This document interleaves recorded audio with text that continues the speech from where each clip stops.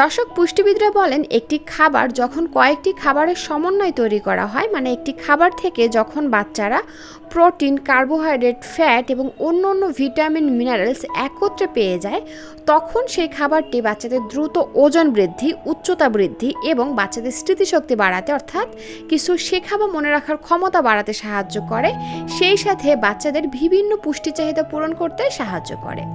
আসসালামু আলাইকুম প্রিয় দর্শক, তেমনই দুইটি খাবার রেসিপি কিন্তু আপনাদের সাথে একটি ভিডিওতে শেয়ার করব। তাই অনুরোধ করছি ভিডিওটি না টেনে শুরু থেকে শেষ পর্যন্ত দেখার জন্য। তো এখানে আর কথা না বাড়িয়ে চলে যাচ্ছি মূল পর্বে। প্রথমেই আমি এখানে নিয়ে নিচ্ছি সাবুদানা। সাবুদানাগুলোকে নর্মাল পানি দিয়ে ভালো করে ধুয়ে নিয়েছি, তারপরে আমি এগুলোকে প্রায় 1 ঘন্টার মতন ভিজিয়ে রেখেছি।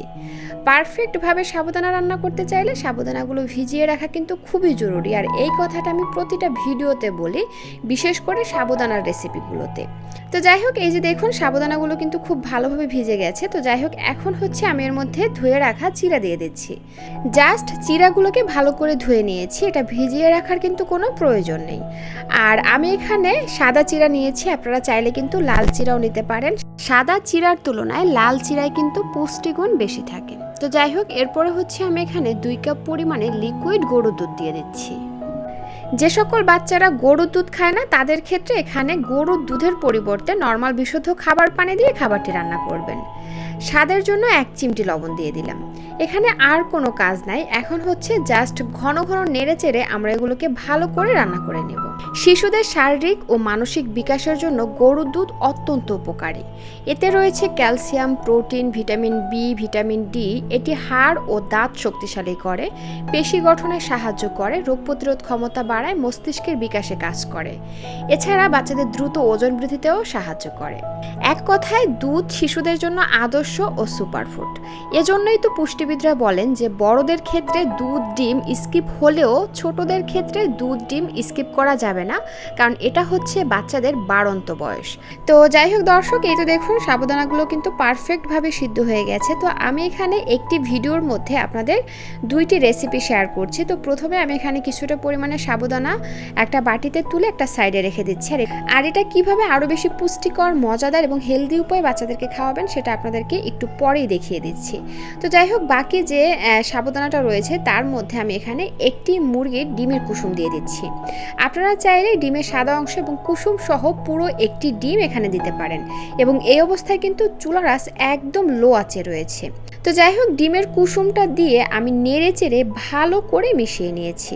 ডিমের কুসুমটা দিয়ে অনবরত নেড়ে চেড়ে মেশাতে হবে, যেন ডিমের কুসুমের বড় দলা পেকে না যায়, সেদিকটা অবশ্যই লক্ষ্য রাখতে হবে। তো যাই হোক, এই তো ভালো করে মিশিয়ে নিয়েছি। এবার এর মধ্যে আমি স্বাদের জন্য দিয়ে দিব 1 চা চামচের মতন চিনি। আপনারা এখানে চিনির পরিবর্তে তাল মিশ্রি, খেজুরের গুড় ইত্যাদি ব্যবহার করতে পারেন মিষ্টি স্বাদের জন্য। কারণ বাচ্চাদের খাবার শুধু পুষ্টিকর হলেই হবে না, পুষ্টিকরের পাশাপাশি বাচ্চাদের খাবার মজাদারও হতে হবে। কারণ মজাদার না হলে কিন্তু আপনার, আমার, বাচ্চা কেউই খেতে চাইবে না। আমরা বড়রাও কিন্তু খাবার মজা না হলে খেতে পারি না। তো যাই হোক, এই তো চিনি দিয়ে আমি ভালো করে মিশিয়ে নিয়ে চুলার আঁচ একদম লো আঁচে রেখে আমি এগুলোকে আরও 1 থেকে 1.5 মিনিটের মতন ফুটিয়ে নিচ্ছি।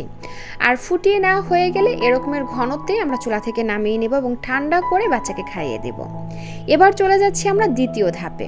আর এই যে দেখুন দর্শক, আমরা যে সাবুদানাটা তুলে রেখেছিলাম বাটিতে, সেটা কিন্তু এই যে এখন ঠান্ডা হয়ে যাওয়ার পর অনেকটা ঘনত্বে চলে এসেছে। এই পর্যায়ে আমি এখানে আম দিয়ে দিচ্ছি। এখন যেহেতু আমের সিজন আর বাজারে প্রচুর আম পাওয়া যায়, তো আমি এখানে ছোট সাইজের একটি আম একটা কাঁটা চামচের সাহায্যে ম্যাশ করে, তারপরে এই যে ভালোভাবে ম্যাশ করে নিয়েছি। এখন হচ্ছে এই খাবারের মধ্যে দিয়ে ভালো করে নেড়ে চেড়ে মিশিয়ে নেব। যখন আমের সিজন না থাকবে তখন কিন্তু আপনারা এখানে আমের পরিবর্তে পাকা কলা ম্যাশ করে এই খাবারের মধ্যে মিশিয়ে নিতে পারেন।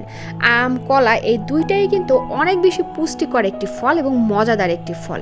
তো এইভাবে কিন্তু বাচ্চাদের খাবার পুষ্টিকর এবং মজাদার করে বাচ্চাদেরকে খাওয়াতে পারেন।